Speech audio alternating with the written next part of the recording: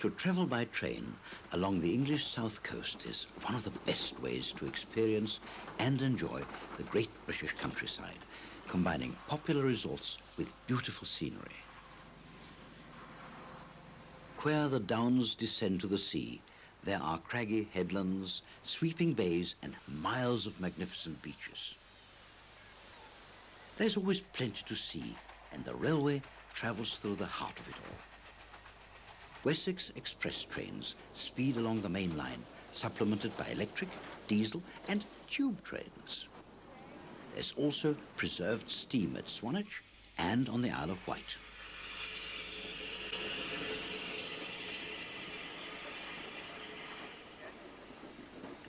Our journey takes us from Dorset through Hampshire and across to the Isle of Wight.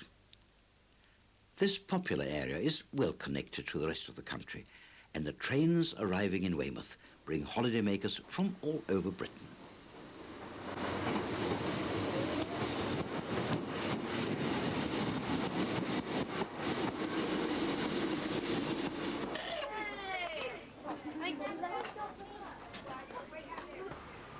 Weymouth has been a major seaside resort since the 18th century. King George III was a regular visitor, and the town soon became extremely fashionable.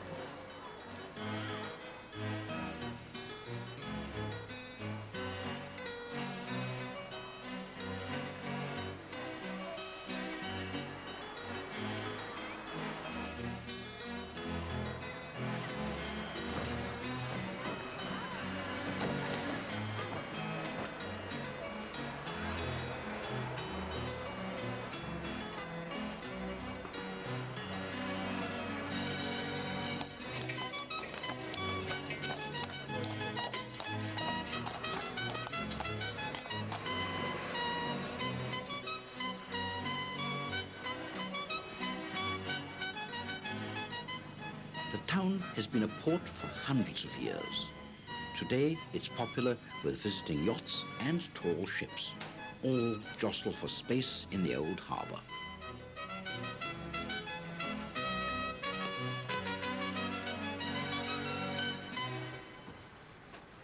Towering above the bay, Knowth Fort offers panoramic views of the coast and the Portland Peninsula, and there are regular guided tours.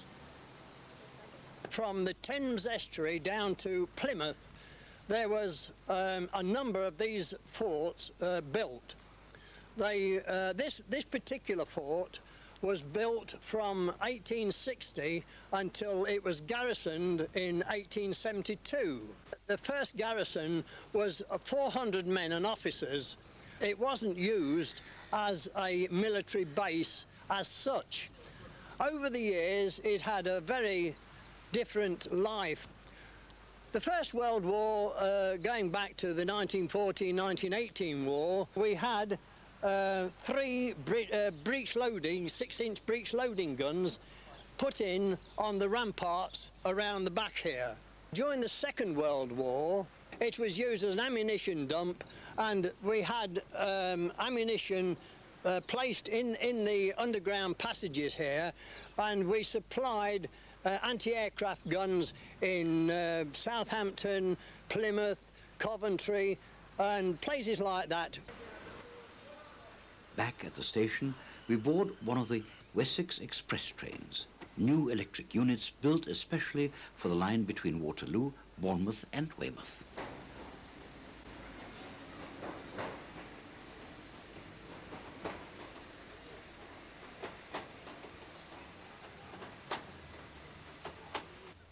On the edge of town, the line skirts Redipole Lake Nature Reserve, where cormorants dry their wings after a spot of fishing.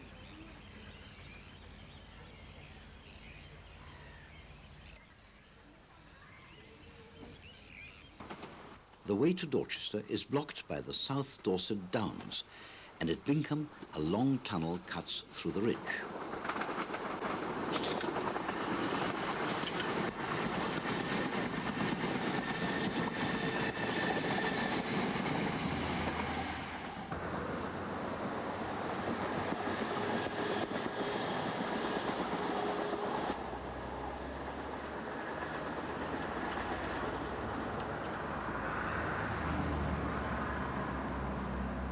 On the other side is Dorchester, once the heart of the ancient kingdom of Wessex.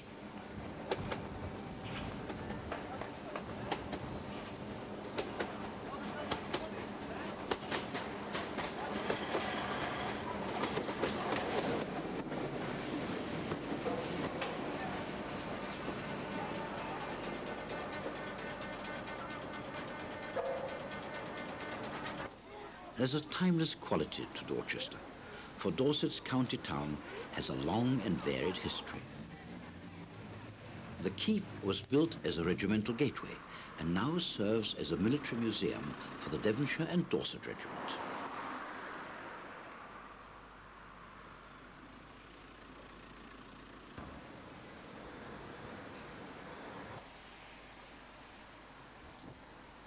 Thomas Hardy's connections with Dorchester are clearly visible, and the town became Casterbridge in his novels and poems.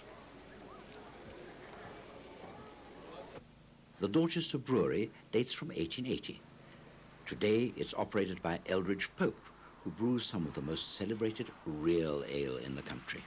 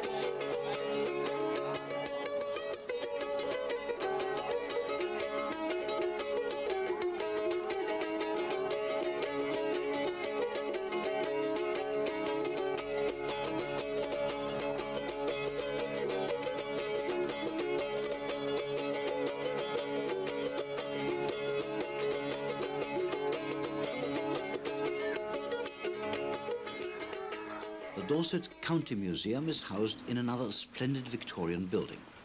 Exhibits date from Roman times. The cast iron gallery is a handsome showcase for local history collections, and there are displays relating to Thomas Hardy.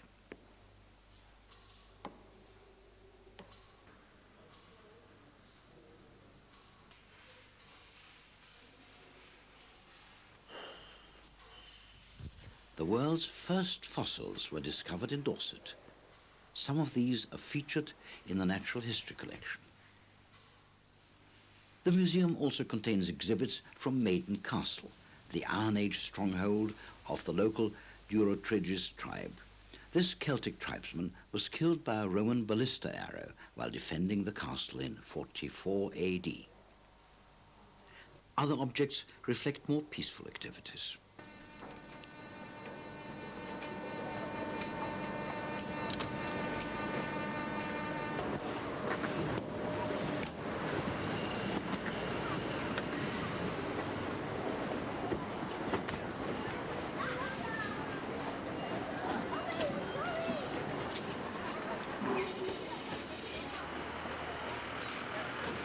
The line turns east and follows the River Frome into Wool. Wool Station serves Bovingdon Camp, Britain's principal armoured training ground.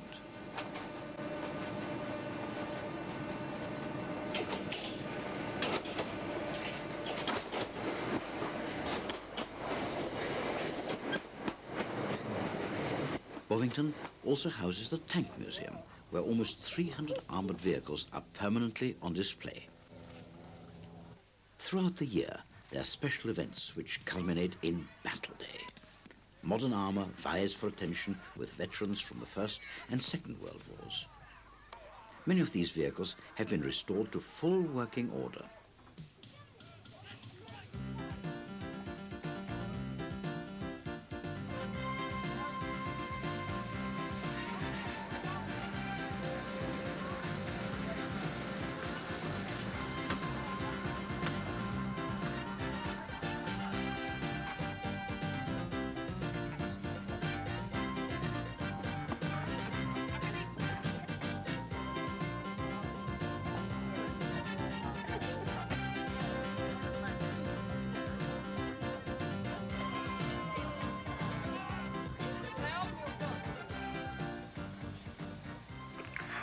now see entering two British Dingo armoured cars that are reconnoitring forwards. They have a crew of two, and each is armed with a Bren machine gun. They're capable of a speed of 55 miles an hour. Come on, move! Move!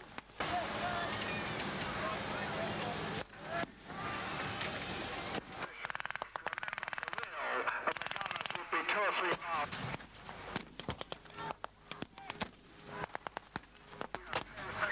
With the tank. Sunday, everyone's information post. And the Germans have adapted and it looks as if...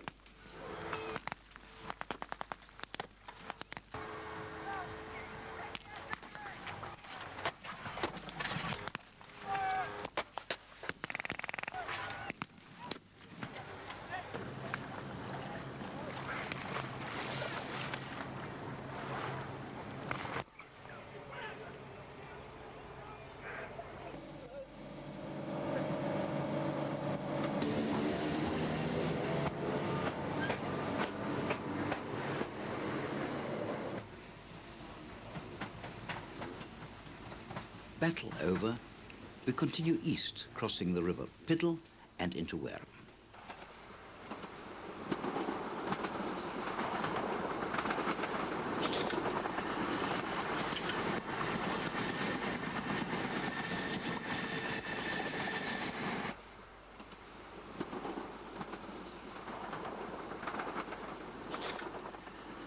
The old station building and the pub next door have survived from the days of steam. The town of Wareham is much older, dating back 2,000 years. The grid-like street pattern could be of Saxon origin, and its earth ramparts, or town walls, date from King Alfred's time.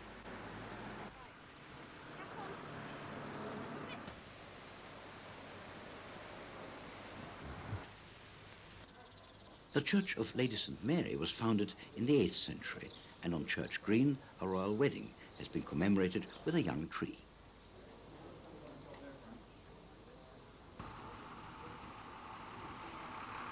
The Unitarian Chapel is now the Conservative Club, and the old quay, which was once the hub of the town trade, is now used for leisure only.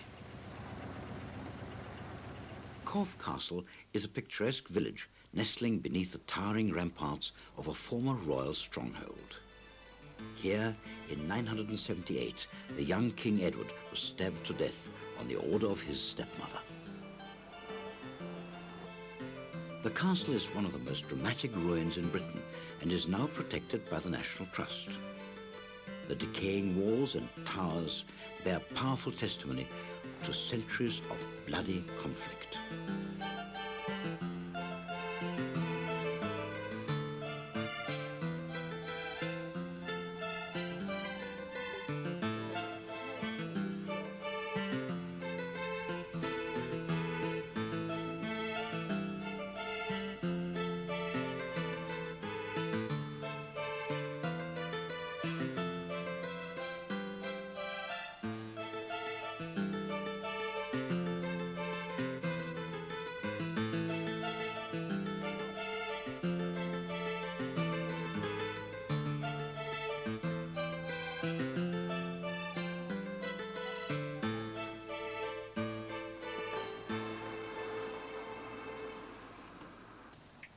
Corfe village, which is clustered round the base of the castle, boasts England's smallest town hall. Behind one of the narrowest streets, the village is reproduced in miniature, complete with the castle in all its former glory. There's also a beautiful garden.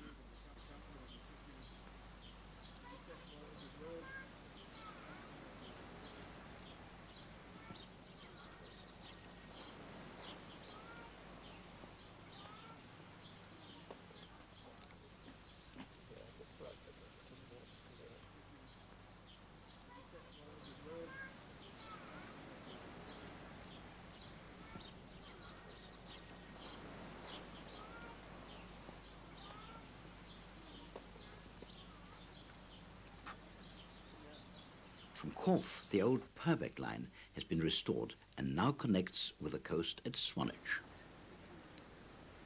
The Purbeck line was closed in 1972, but a dedicated band of volunteers set about recreating the railway from scratch.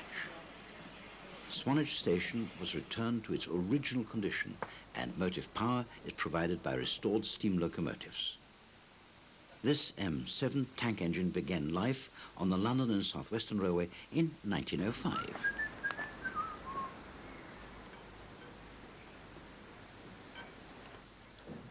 There are also preserved diesel locos, but today's train are hauled by 257 Squadron, a Battle of Britain class bullied Pacific, built for the Southern Railway just as it merged into British Rail in 1948.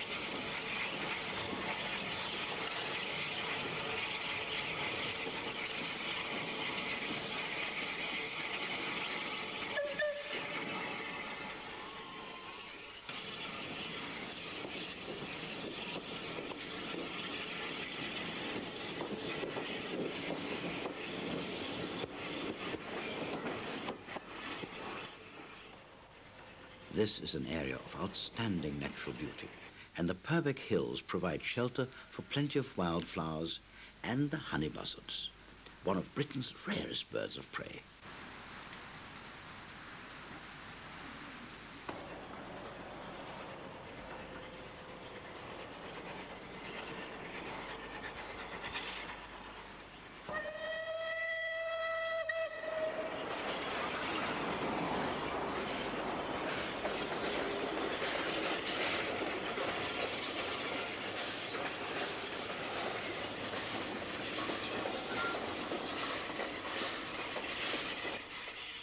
Here at Harmon's Cross, shortly before the completion of the line to Corfe, 257 Squadron runs around a train before returning to Swanage.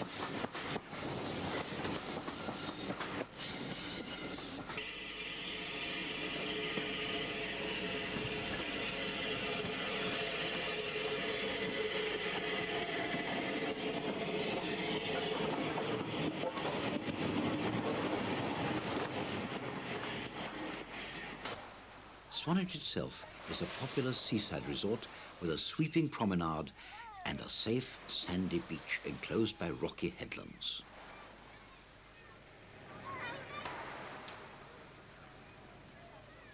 To the north is Studland Point and the impressive chalk stacks of Old Harry and his wife.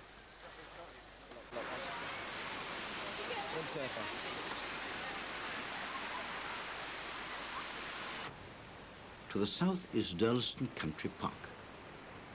Below Durleston Head Castle, there are some unusual geographical monuments, including a massive Victorian globe.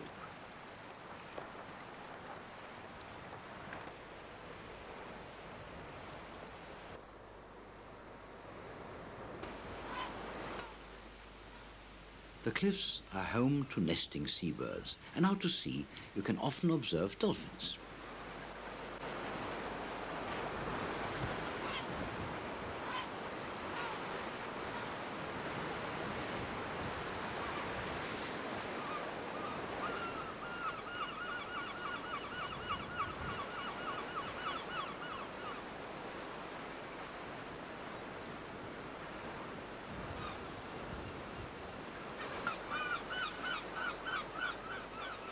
Back on the main line, on the approach to Poole, there's a long causeway across Holes Bay.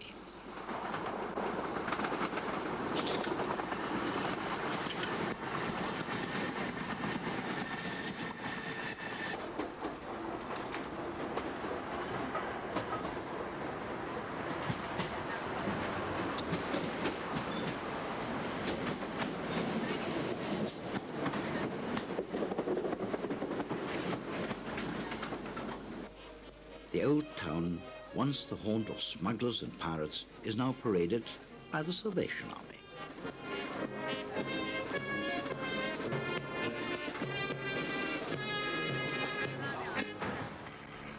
In the aquarium complex at Henning's Wharf, you can find sharks and crocodiles, and one of the largest model railway layouts in the country.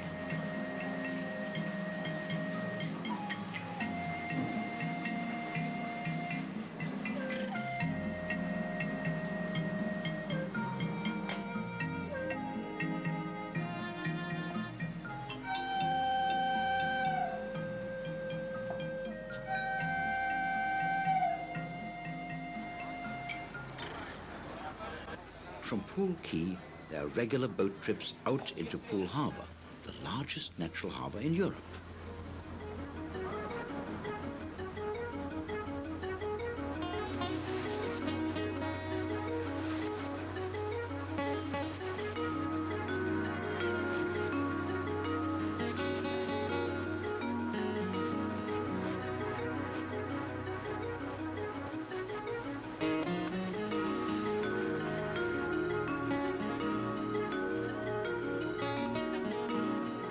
Near the mouth of the harbour lies Brownsea Island.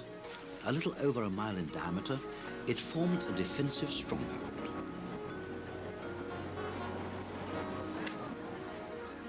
The castle was built by Henry VIII in 1548. Today, Brownsea is regularly invaded by visitors. It is owned by the National Trust, who maintain part of the island as a nature reserve and bird sanctuary.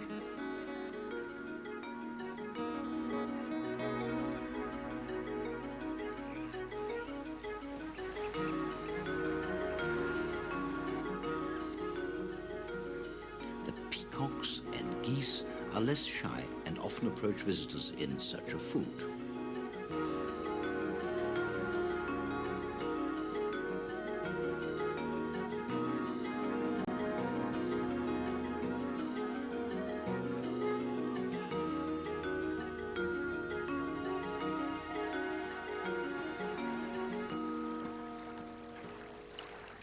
Brownsea was the birthplace of the Scout movement. Here, Lord Baden-Powell held his first Boy Scout camp in 1907. Back at Poole Quay, Morris dancers accompany us back to the station.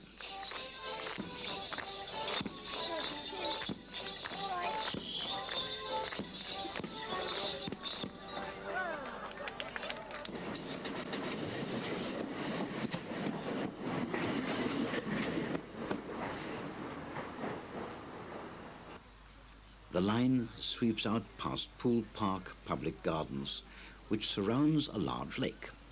The park contains its own miniature railway.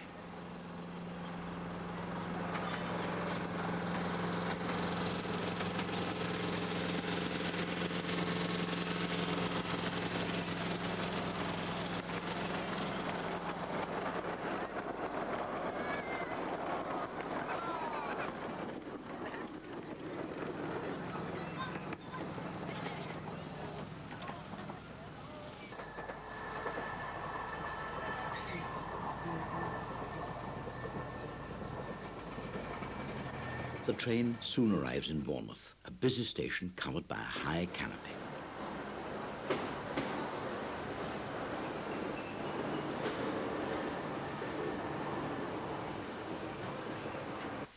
Bournemouth is the biggest resort on the south coast.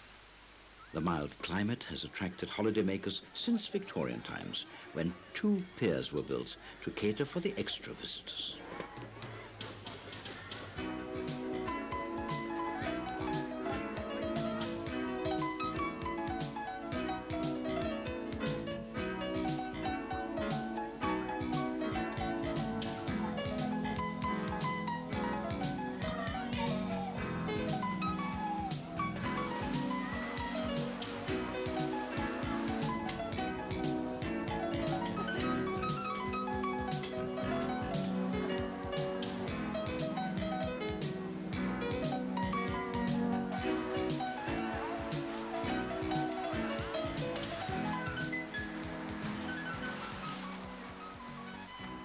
A special land train runs the length of the seafront, and access from cliff tops is provided by cliff lifts.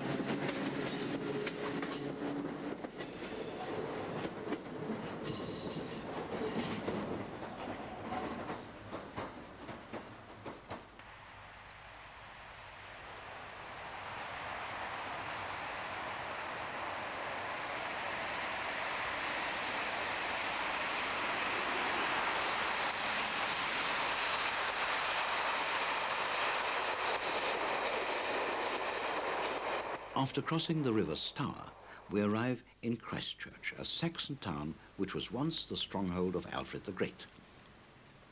The town is ideally situated at the joining of the Stour and Avon rivers, and was once called Twynham, which means place between the waters.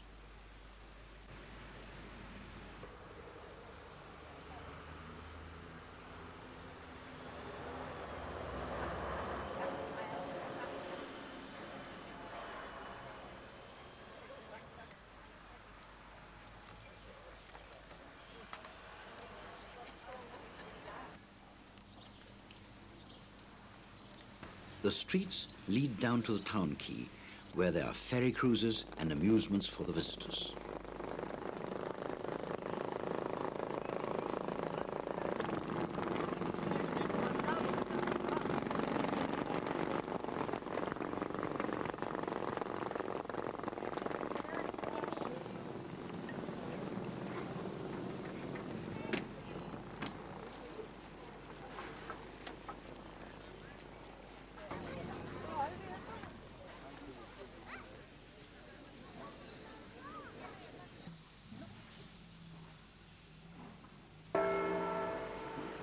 The castle ruins are all that remains of a keep built in the 12th century.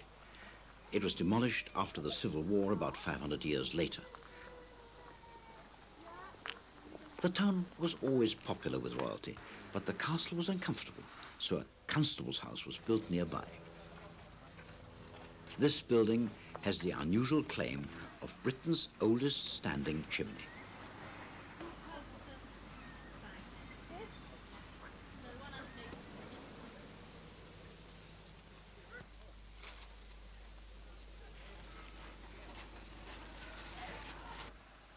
Legend has it that Christ himself helped to build the massive Augustinian priory, giving the name Christchurch to both priory and town.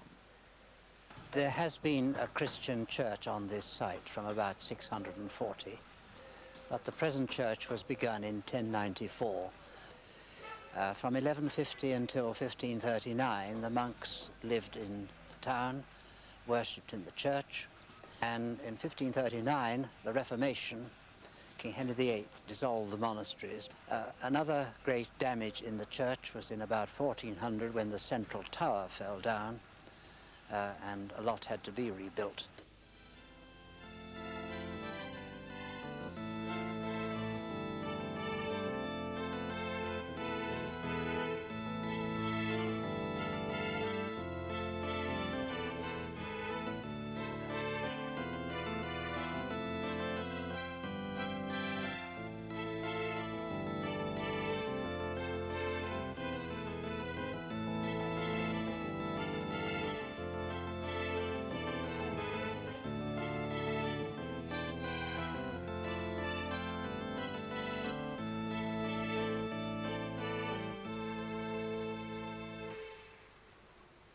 Christchurch is full of character, and the past is never very far below the surface.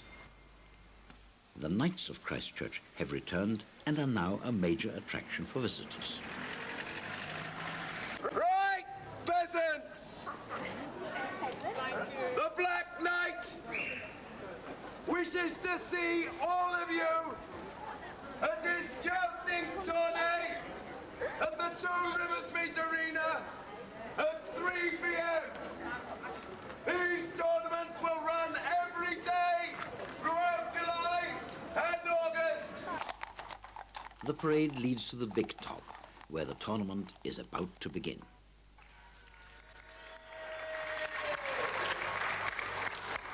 Welcome to the meeting, gentlemen. I give you Sakai of Gilmore, the Black Knight. Take him as you will.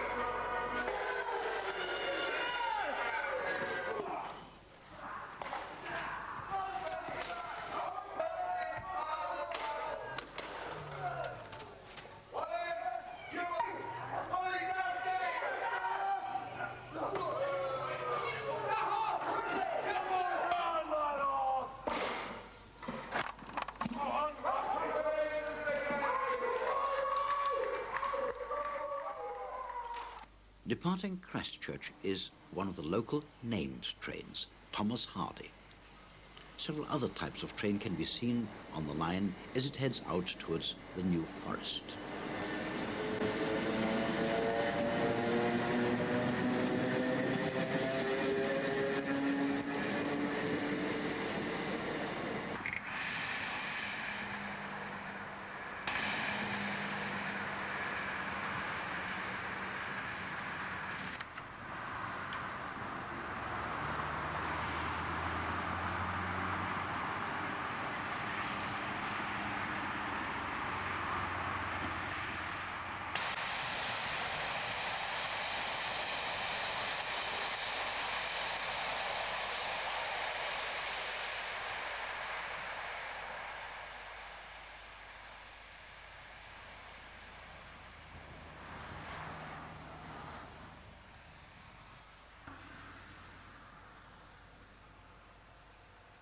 Brockenhurst is a small town in the New Forest which grew up around the railway.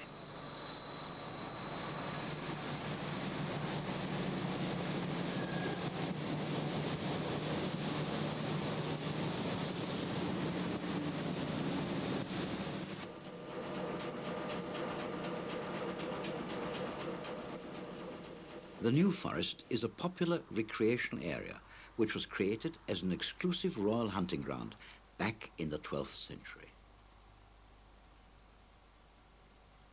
The wild boar have long since gone, but there are now hundreds of free-roaming ponies in their place. Although some of the New Forest is woodland, the typical landscape is heathland backed by trees.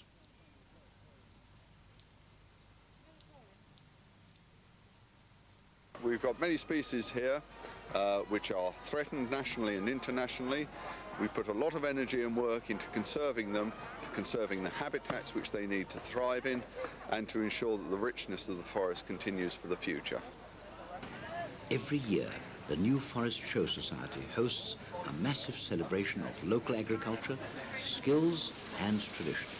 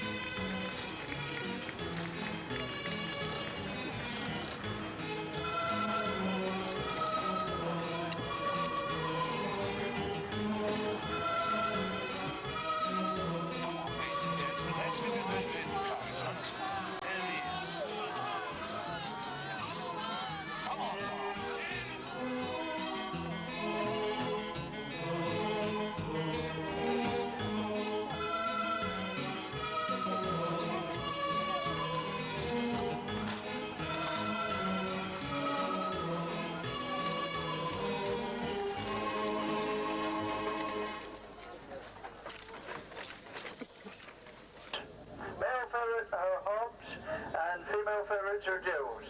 Present your ferrets. Steady, go! Come on, the chance, come on, cheer them on. Come on, cheer them on. Run and cheer them on to the road.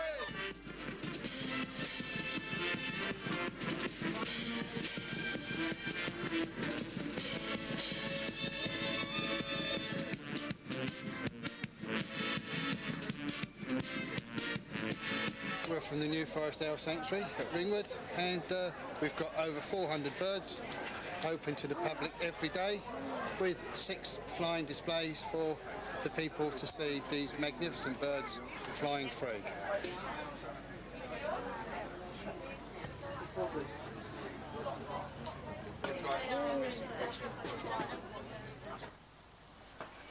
On to Beaulieu now, and a monorail system to carry you back to the foundation of Beaulieu Abbey in 1204.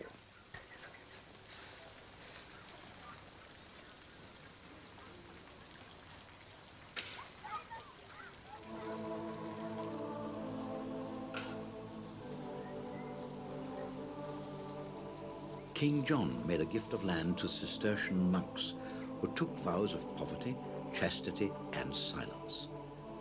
This was his only religious foundation, but it became the largest of all the Cistercian churches in England. A replica 1912 London bus takes us to Palace House, rebuilt from the Abbey's great gatehouse.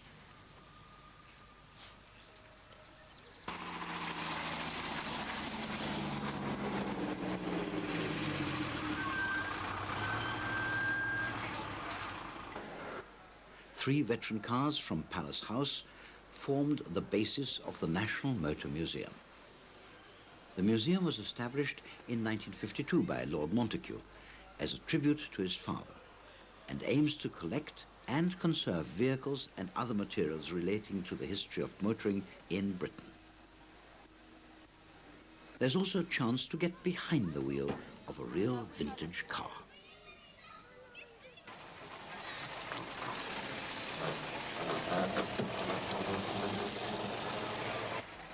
Many of the museum's vehicles are in full running order, and they are regularly paraded for visitors.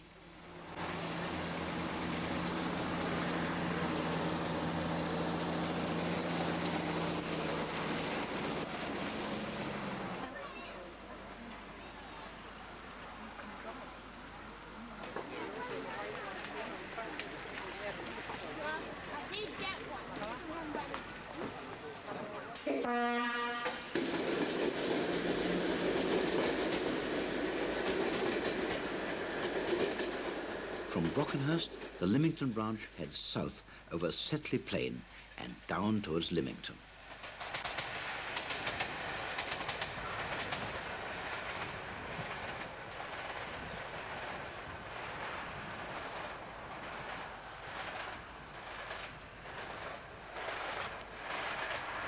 From Lymington, the line crosses the river to its terminus at the pier station, and the ferry to Yarmouth and the Isle of Wight.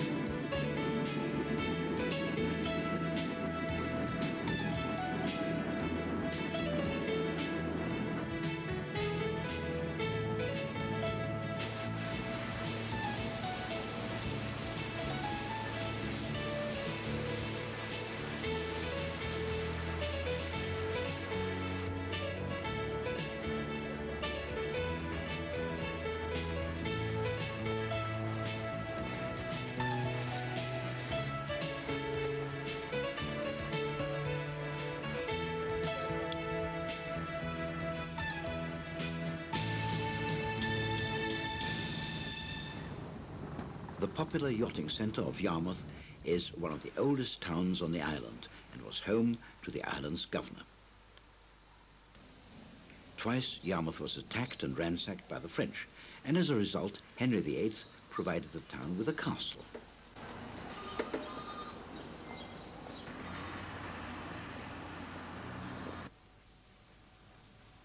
Yarmouth Castle was built in 1547 by Richard Worsley, the earliest example of Italian fortification in England. It's now in the safe custody of English heritage.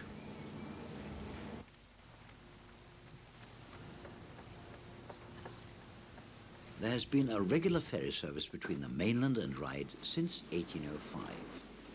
The pier opened 10 years later, and since 1864 has carried trains into the town and on to Shanklin. The trains are unique to the island. Converted from London Underground tube trains, they run on a 660-volt DC third rail system. The hovercraft is an attraction in itself and provides a direct link between Portsmouth and Ryde Esplanade.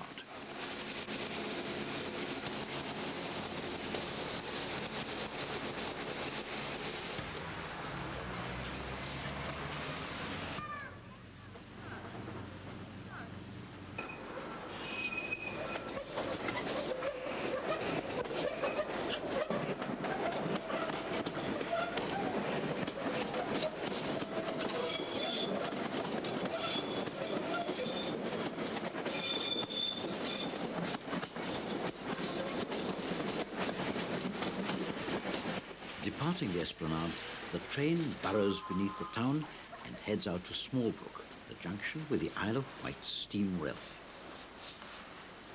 The centre of operations is at Hayden Street, on a preserved line which was closed by British Rail in 1966.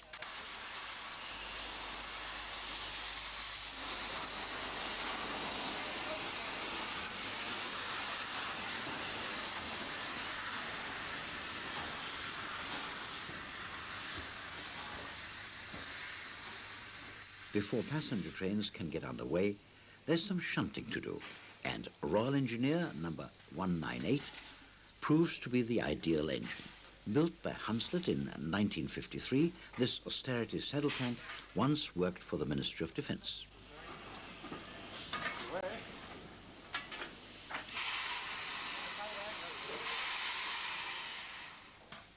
Steam locomotives from the Freshwater, Yarmouth and Newport Railway were saved because of the island's isolation.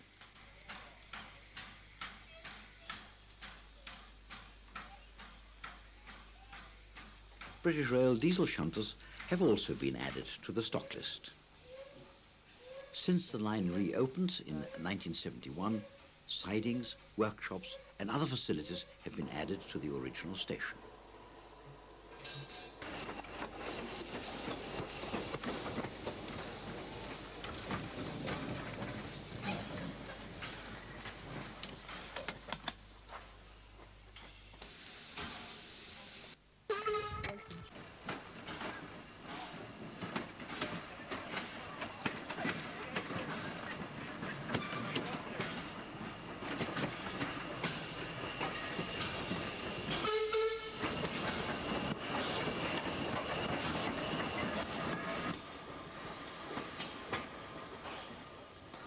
Passenger trains are made up from antique coaching stock, including some of the world's oldest working carriages.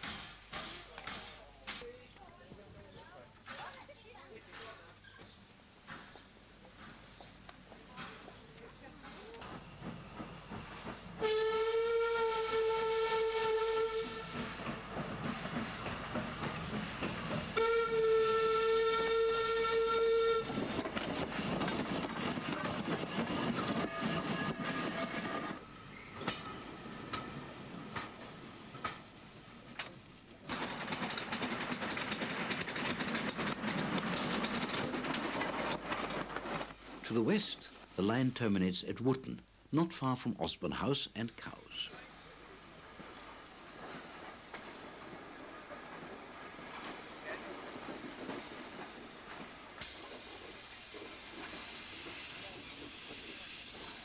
Osborne House is a large Italianate villa, once the seaside home of Queen Victoria. Today it's managed by English Heritage and is open to the public. Prince Albert was largely responsible for the design, and the Queen loved it. It was here that she died in 1901.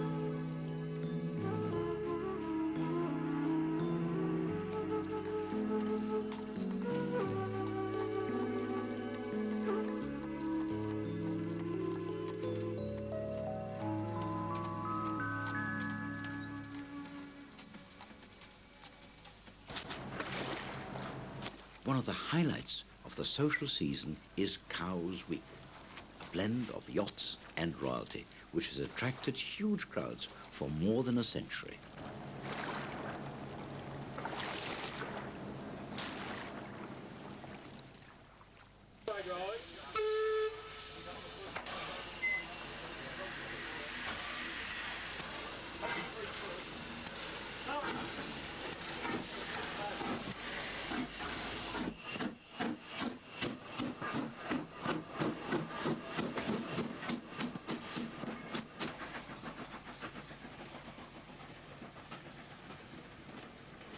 Back on the main line, we continue south to Brading.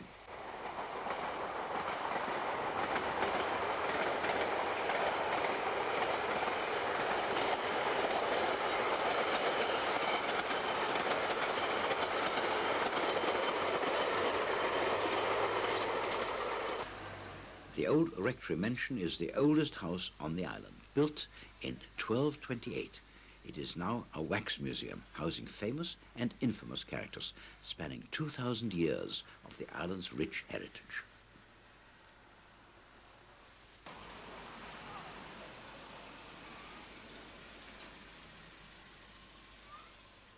Brading Roman Villa was discovered in 1879. In its heyday around 300 AD, it was the center of a rich and prosperous farming estate. The site dates from the 1st century and contains one of the most important Roman floors in Britain.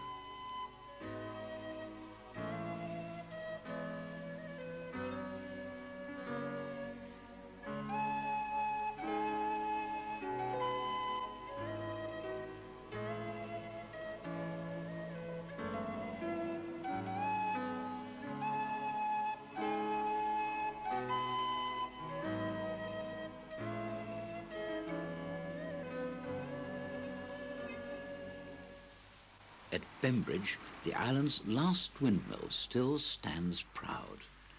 From Bembridge down, there are magnificent views over Sandown Bay. Scenery like this and an abundance of wildlife are part of the attractions of this holiday island.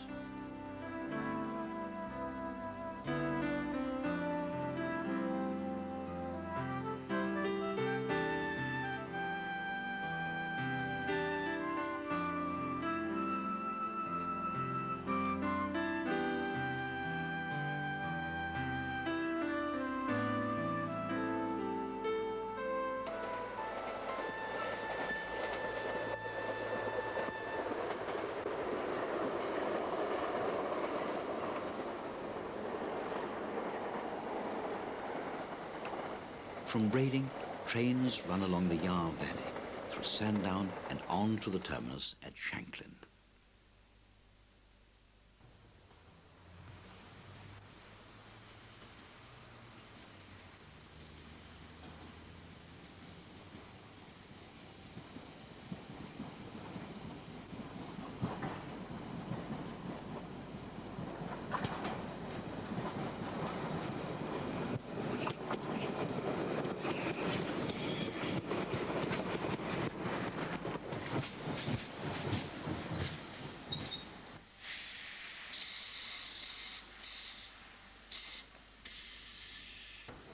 Shanklin's old village is a picturesque cluster of thatch-roofed cottages, shops and hotels.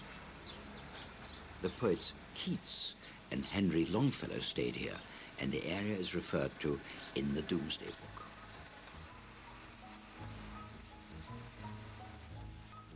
In the Clifftop Gardens, there's a sense of peace and tranquility, while below there are some wonderful clean beaches.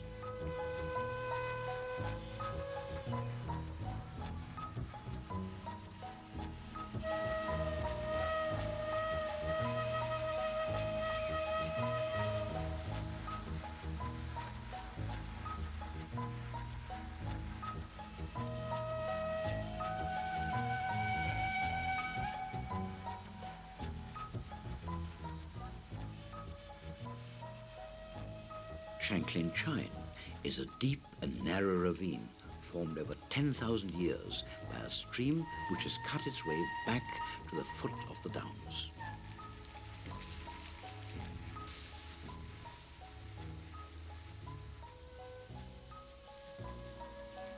The Chine is famous for its ferns, mosses and liverworts, some of which are extremely rare. It was first opened to the public in 1817.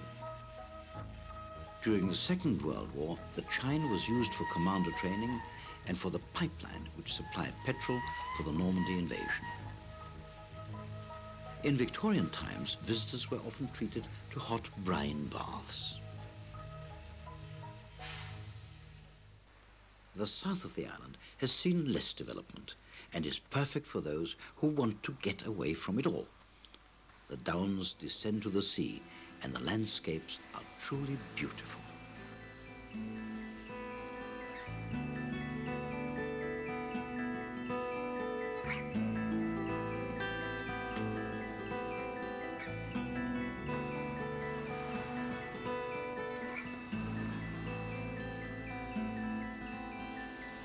At Yafford Mill near Shorewell, a new narrow gauge railway has been built.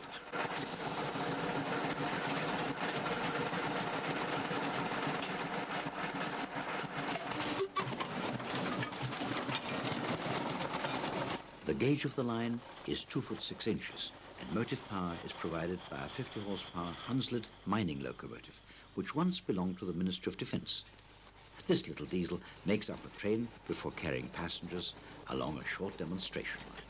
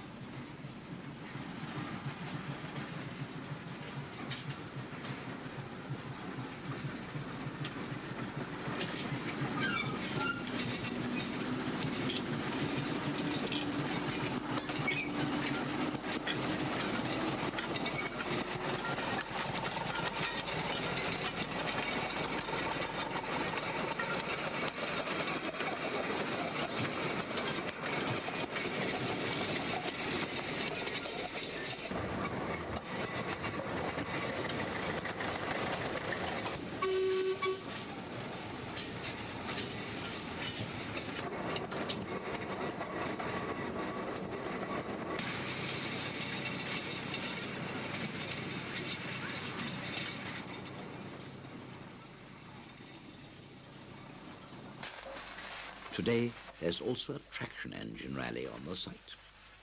Many of the engines have spent all their working lives on the island.